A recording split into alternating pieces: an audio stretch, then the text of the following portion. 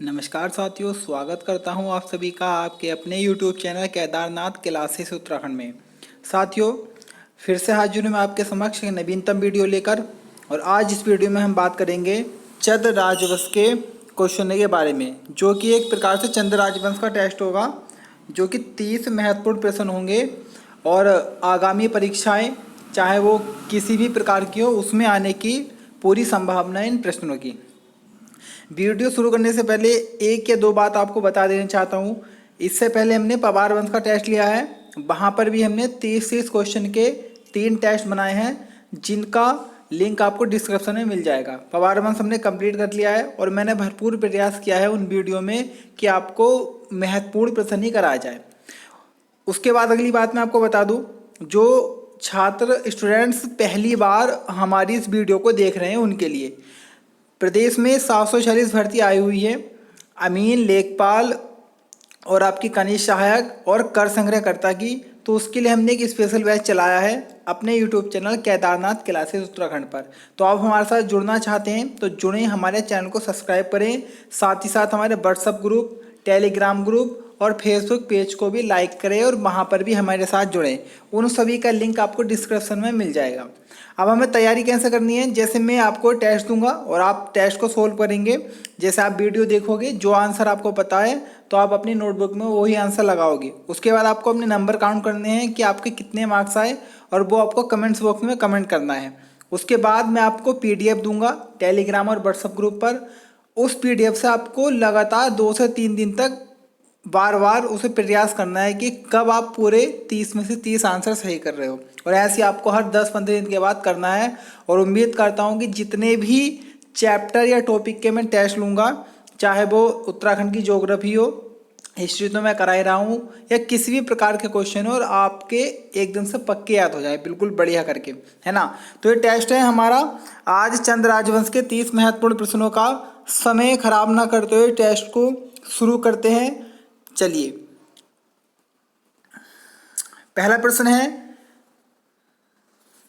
ज्ञानचंद किस देवता का उपासक था? तो साथियों, प्रश्न का सही उत्तर होगा ऑप्शन बी, विष्णु जी का उपासक था ज्ञानचंद। साथियों, क्वेश्चन कंफ्यूजन वाला बनता है। एक शासक है सोमचंद, तो सोमचंद, अगर क्वेश्चन आए कि सोमचंद किसके उपासक थे, तो सोमचंद शिव जी के उपासक थे। और ज्ञानचंद जी की बात करें तो ये भगवान विष्णु के उपासक थे। चलिए क्वेश्चन नंबर 2 की तरफ बढ़ते हैं। क्वेश्चन नंबर 2 है, सोमचंद द्वारा नियुक्त किए गए 4 आल किस देश के थे? तो ये जो 4 आल थे, जो आपके कार, बोरी और तड़ागी थे, ये नेपाल देश के थे। तो ऑप्शन डी बिल्कुल सही है। क्वेश्चन नंबर 3 है, किस चंद शासक के समय मोहम्मद बिन तुगलक ने उत्तराखंड के क्रांचिल पर आक्रमण किया था? तो साथियों, प्रश्न का सही उत्तर होगा ऑप्शन सी, अभयचंद के समय में मोहम्मद बिन तुगलक ने उत्तराखंड के क्रांचिल पर आक्रमण किया था। यहाँ से भी हम क्वेश्चन अगर जीके के बनाना चाहें तो आपका पागल बादशाह, रक्त पिपासु और विरोधाभासों का मिश्रण किसे कहा गया है? मोहम्मद बिन तुगलक को ही कहा गया है। और आपका एक राजमुंद्री अभिलेख है, उस राजमुंद्री अभिलेख में दुनिया का खान कहा गया है मोहम्मद बिन तुगलक को। और आपका तम्बाकू सोनसा स्थान कहाँ पर है? राजमुंद्री में, आंध्र प्रदेश। और तम्बाकू में हानिकारक पदार्थ कौन सा होता है? निकोटीन। और तम्बाकू निषेध दिवस को कब है? आपका 31 मई को है। और तम्बाकू निषेध के ब्रांड एम्बेसडर कौन है भारत में? राहुल द्रविड़, जिन्हें दाभोल के नाम से जाना जाता है, या चीन की दीवार। और चीन की दीवार किसने बनवाई थी? 220 ईसा पूर्व में सी होंग सिंह के द्वारा बनवाई गई थी। दुनिया की सबसे बड़ी दीवार मानी जाती है। चलिए क्वेश्चन नंबर 4 की तरफ बढ़ते हैं। क्वेश्चन नंबर 4 है, किस चंद शासक का कार्यकाल सबसे लंबा रहा? तो ऑप्शन बी सही है, ज्ञानचंद जी का कार्यकाल सबसे लंबा था, जो कुल 46 वर्षों तक चला था। और 46 गुणसूत्रों की संख्या किस में होती है? मनुष्य में। अगर गुणसूत्र मालूम करेगा 46 और कितने जोड़ी मालूम करेगा तो 23 जोड़ी। और अगर गिनती में मालूम करे तो 46 गुणसूत्र। क्वेश्चन नंबर 5 की तरफ बढ़ते हैं। क्वेश्चन नंबर 5 है, अशोक चल के आक्रमण के समय कुमाऊं का राजा कौन था? तो इसका सही उत्तर होगा ऑप्शन सी, अशोक चंद ने जिस समय आक्रमण किया उस समय कुमाऊं के राजा इंद्रचंद जी थे। और अशोक चंद के आक्रमण की जानकारी गोपेश्वर त्रिशूल लेख से मिलती है कि 1191 में अशोक चंद ने कुमाऊं पर आक्रमण किया था इंद्रचंद के शासनकाल में। तो ऑप्शन सी बिल्कुल सही है। क्वेश्चन नंबर 6 की बात करते हैं। क्वेश्चन नंबर 6 है, हर्षदेव जोशी एवं फ्रेजर ने किसे चंद्रवंश का संस्थापक माना है? तो हर्षदेव जोशी एवं फ्रेजर महोदय ने थोरचंद को संस्थापक माना है आपका चंद्रवंश का। और आप अगर परीक्षावाणी में पढ़ोगे तो वहाँ पर भी आपको थोरचंद मिलेगा। लेकिन यूके ट्रिपल एससी की अगर हम बात करें तो अभी पिछले कुछ वर्षों में एग्जाम में उन्होंने सोमचंद जी को सही किया है। और यूके पीएससी की बात करें तो वहाँ पर थोरचंद जी को सही किया जाता है। एक बात मैं और आपसे बताना चाहता हूँ, जो नए स्टूडेंट हैं और जिन्होंने परीक्षावाणी से ऊपर अभी तक कुछ अदर बुक से पढ़ा नहीं है, तो मैंने एक चंद्रवंश का पार्ट बनाया था काफ़ी समय पहले ओनली सोमचंद के बारे में। या ये समझ लीजिएगा कि मैंने चंद्रवंश की रूपरेखा बताई थी कि किस प्रकार से चंद्रवंश की स्थापना हुई थी। तो उस वीडियो का भी लिंक मैं आपको डिस्क्रिप्शन में दे दूंगा। जिन्होंने कभी नहीं पढ़ा तो वो वहाँ से जाके स्टार्टिंग पढ़ ले चंद्रवंश की। चलिए क्वेश्चन नंबर 7 की बात करते हैं। क्वेश्चन नंबर 7 है, ओली ब्राह्मणों का वर्ग किस चंद राजा ने बनवाया था? तो रुद्रचंद जी ने बनवाया था ओली ब्राह्मणों का वर्ग। क्या था ये ओली ब्राह्मणों का वर्ग? जब यहाँ पर ओले पढ़ते थे तो ये जो ओली ब्राह्मणों के जो वर्ग में व्यक्ति होते थे वे सभी व्यक्तियों को सूचित करते थे कि ओले पढ़ रहे हैं। तो ये ओली ब्राह्मणों का समूह था, रुद्रचंद जी द्वारा बनवाया गया था। क्वेश्चन नंबर 8 है, नायक जाति की उत्पत्ति किस राजा के समय हुई? तो ऑप्शन सी बिल्कुल सही है, भारती चंद जी के समय नायक जाति की उत्पत्ति हुई थी। और इन्हें ही कहा जाता है चंद राजाओं की नाजायज संतान। क्वेश्चन नंबर 9 है, किस चंद राजा की मृत्यु 6 रोग या टीबी के कारण हुई थी? टीबी की फुल फॉर्म ट्यूबरक्लोसिस आ जाती है, एग्जाम में काफ़ी बार मालूम कर लेते हैं, तो नोट करके चलिएगा। तो इसका आंसर होगा ऑप्शन सी, दिलीप चंद की मृत्यु हुई थी 6 रोग या टीबी के कारण। ऑप्शन सी सही है। क्वेश्चन नंबर 10 है, किसके लिए बरस भयो 80 बुद्धि गई नस्ती कहावत प्रचलित है? तो बाज बहादुर चंद जी के लिए कहावत प्रचलित है। और लास्ट बार ये यूके ट्रिपल एससी के एग्जाम में भी आ चुकी है। क्वेश्चन नंबर 11 है, किस शासक को लखुली बिराली कहा जाता है? किस शासक को लखुली बिराली कहा जाता है? तो लक्ष्मी चंद जी को कहा जाता है लखुली बिराली। कारण ये था कि मुगलों से थर थर करके कांपने लगते थे, इसी कारण इन्हें लखुली बिराली के नाम से जाना गया है। क्वेश्चन नंबर 12 है, किस चंद राजा ने जुआरियों पर कर लगाया था? तो क्वेश्चन नंबर 12 का भी सही है, जगत चंद जी ने जुआरियों पर कर लगा दिया था। और जगत चंद जी के ही कार्यकाल को चंद काल का स्वर्ण काल भी कहा गया है। क्वेश्चन नंबर 13 है, उद्धोत चंद ने किस वर्ष खैरागढ़ के किले पर अधिकार किया था? तो ऑप्शन सी ए सही होगा, 1688 में उद्धोत चंद ने किस वर्ष खैरागढ़ के किले पर अधिकार किया था? 1688। एक बात और बता दूं, पिछली वीडियो में 29 का क्वेश्चन था कि किस राजा ने पवार और चंदों के मध्य मित्रता के संबंध स्थापित किए थे? तो उसका आंसर प्रदीप शाह होना था। लास्ट टाइम शायद ललित शाह बोल गया था, तो उसे आप सही कर लीजिएगा। ऑप्शन सी प्रदीप शाह उसका सही था लास्ट वीडियो में, पार्ट 3 पवार राजवंश के टेस्ट। क्वेश्चन नंबर 14 है, मल्ला महल किस चंद राजा ने बनवाया था? तो मल्ला महल को बनवाया था रुद्रचंद जी ने अल्मोड़ा में। तो ऑप्शन बी बिल्कुल सही है। क्वेश्चन नंबर 15 है, चंद वंश में कुल कितने राजा हुए हैं? तो ऑप्शन डी सही होगा, कुल 62 राजा हुए हैं चंद वंश में। आपको मुझे बताना है पंबार वंश में कुल कितने राजा हुए हैं, कमेंट्स बॉक्स में कमेंट्स करके बता देना। क्वेश्चन नंबर 16 है, भारती चंद के समय नेपाल का शासक कौन था? तो भारती चंद जी के समय नेपाल के शासक थे जयमल। ऑप्शन ए बिल्कुल सही है, जयमल। क्वेश्चन नंबर 17 की तरफ बढ़ते हैं। क्वेश्चन नंबर 17 है, चंद वंश का सबसे पराक्रमी एवं साहसी राजा कौन था? तो क्वेश्चन नंबर 17 का आंसर होगा ऑप्शन डी बिल्कुल सही है, भारती चंद चंद वंश के सबसे पराक्रमी एवं साहसी राजा थे और इनके द्वारा ही पहली बार डोटी पर आक्रमण किया गया था स्वयं को कर मुक्त करने के लिए, तो इसलिए इन्हें सबसे पराक्रमी एवं साहसी राजा बोला गया भारती चंद को। क्वेश्चन नंबर 18 है, दिल्ली दरबार जाने वाला पहला चंद शासक कौन था? तो दिल्ली, इसका आंसर होगा ऑप्शन बी ज्ञानचंद। कारण ये था क्योंकि यहाँ कुमाऊं का कुछ भाग कटेरियों ने घेर रखा था और उस भूभाग से काफ़ी, एक प्रकार से हम बोल सकते हैं कि काफ़ी आमदनी होती थी आपके चंद वंश को, और उसे किसने घेर लिया? कटेरियों ने। और उसे मुक्त कराने के लिए आपके ज्ञानचंद जी गए थे दिल्ली दरबार में। तो ये क्वेश्चन सही आपका आ जाता है एग्जाम में कि दिल्ली दरबार जाने वाले पहले चंद राजा कौन थे? ज्ञानचंद, और इन्हें ही गरुड़ की उपाधि भी दे दी गई थी। क्वेश्चन नंबर 19 है, चंद शासकों में हर परिवार पर लगाकर कौन सा होता था? तो ये था आपका मोकर, जो प्रत्येक परिवार को देना पड़ता था चंद शासन काल में। आपका ऑप्शन भी बिल्कुल सही है, मोकर। इसी प्रकार से अगर हम बात करें डालाकर क्या था, तो डालाकर एक प्रकार से गांव के सयाणों को दिया जाता था डालाकर। टांडकर क्या था? रेशम बुनकरों को के लिए था। और उसके बाद में साहूकर था आपका लेखकों को दिए जाने वाला कर कैसा था? साहूकर। तो डालाकर सयाणों के लिए और टांडकर जो आपके रेशम बुनकर, मोकर हर परिवार पर लगने वाला, और साहूकर क्या था आपका? लेखकों को दिया जाने वाला कर।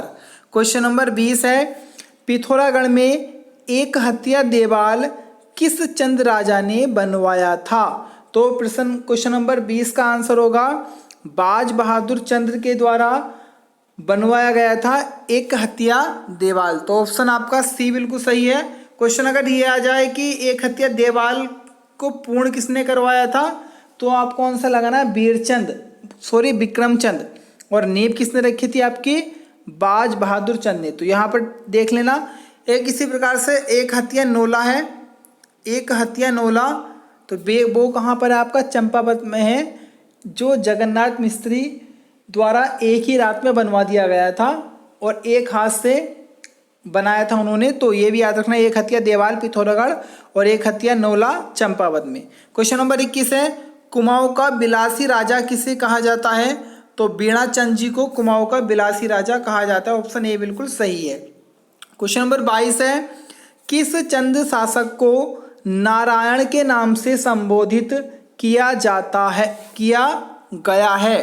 तो क्वेश्चन का सही आंसर होगा ऑप्शन डी, बाज बहादुर चंद को नारायण के नाम से भी संबोधित किया जाता था। क्वेश्चन नंबर 23 है, बागेश्वर के बागनाथ मंदिर का निर्माण किसके द्वारा करवाया गया था? तो ऑप्शन सी बिल्कुल सही है, लक्ष्मी चंद जी के द्वारा बागेश्वर के बाग मंदिर का निर्माण करवाया गया था। और साथ ही साथ साथियों, इन्होंने ही इस बागनाथ मंदिर का जीर्णोद्धार भी करवाया था। तो दोनों पॉइंट देखने, जीर्णोद्धार भी लक्ष्मी चंद जी के द्वारा और आपका बागनाथ मंदिर का निर्माण भी लक्ष्मी चंद जी के द्वारा ही करवाया गया था। चलिए क्वेश्चन नंबर 24 है, चंद वंश के किस शासक ने नागा बाबाओं की सेना तैयार की थी? तो क्वेश्चन का आंसर होगा ऑप्शन ए, मोहन चंद जी ने नागा बाबाओं की सेना तैयार की थी। ऑप्शन ए बिल्कुल सही है। क्वेश्चन नंबर 25 है, 1000 गाय किस चंद शासक ने दान की थी? तो आंसर होगा ऑप्शन सी, जगतचंद जी ने 1000 गायों को दान दिया था। तो ऑप्शन सी बिल्कुल सही है, जगतचंद। क्वेश्चन नंबर 26 है, चंद वंश के किस राजा को पंचायती राज व्यवस्था का जनक कहा जाता है? तो आपके चंद वंश के संस्थापक सोमचंद जी को पंचायती राज व्यवस्था का जनक कहा जाता है। तो और साथियों, यहाँ से हम जीके क्वेश्चन बनाना चाहे तो आपका 24 अप्रैल को पंचायती राज व्यवस्था दिवस आ जाता है। उसके बाद में आपके वर्तमान में पंचायत राज मंत्री कौन है? आपके नरेंद्र सिंह तोमर जी है। उसके बाद में सबसे पहले पंचायत व्यवस्था कहाँ लागू हुई थी? तो आपके राजस्थान के नागौर में सबसे पहले पंचायती राज व्यवस्था आई थी। और आपकी पंचायतों को किस आपके अनुसूची में रखा गया है? तो 11वीं अनुसूची में रखा गया है। और इसी प्रकार से नगर पालिका को किस अनुसूची में रखा गया है? 12वीं अनुसूची में रखा गया है।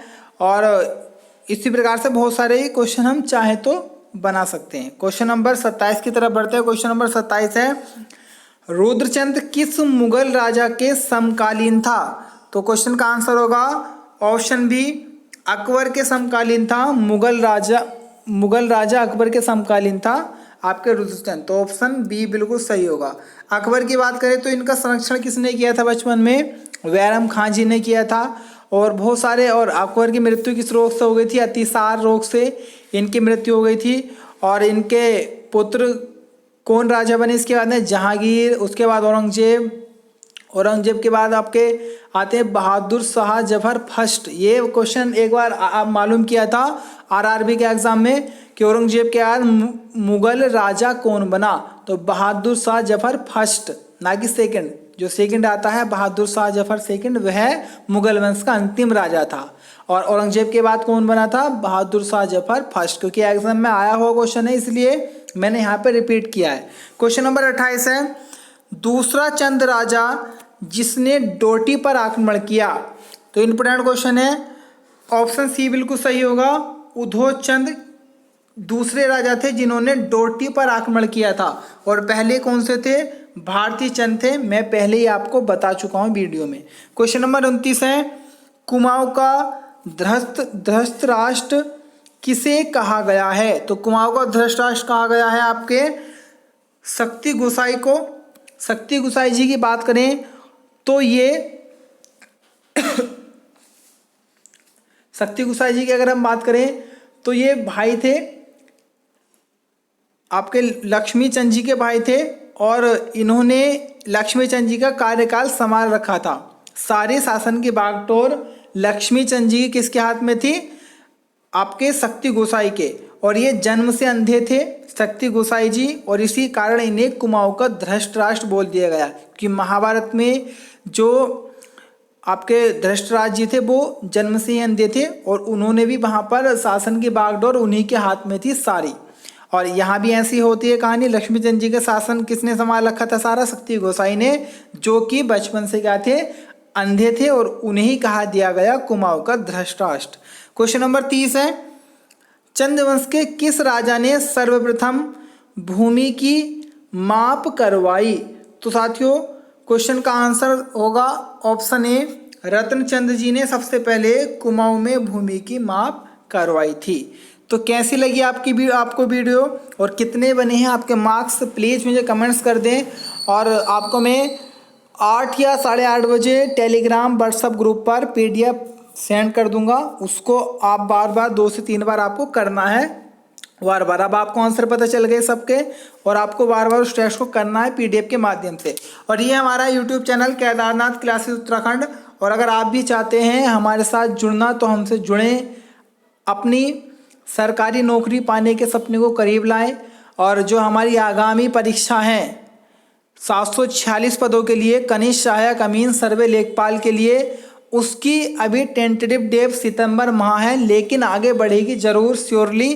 तो आप अभी से तैयारी बना के चलें। और कुछ आप भी देखते होंगे और मैं भी देखता हूँ व्हाट्सएप फेसबुक पे कि कुछ इसी प्रकार से बोलते रहते हैं कि वैकेंसियाँ नहीं आ रही, वैकेंसियाँ नहीं आ रही, वैकेंसियाँ नहीं आ रही। लेकिन आप खुद देख सकते हो वैकेंसी आती हैं और सिलेक्शन भी होता है। आपके फॉरेस्ट गार्ड की वैकेंसी आई, उसके बाद में आपके हाई कोर्ट में क्लर्क स्टेनो आया, और ग्रुप डी आई आपकी, और ये 746 ये आई है। उसके बाद ट्रैफिक पुलिस की भी आगे आने वाली है। और पहले कुछ स्टेनो क्लर्क की भी आई थी, 28 अक्टूबर को एग्ज़ाम हुआ था।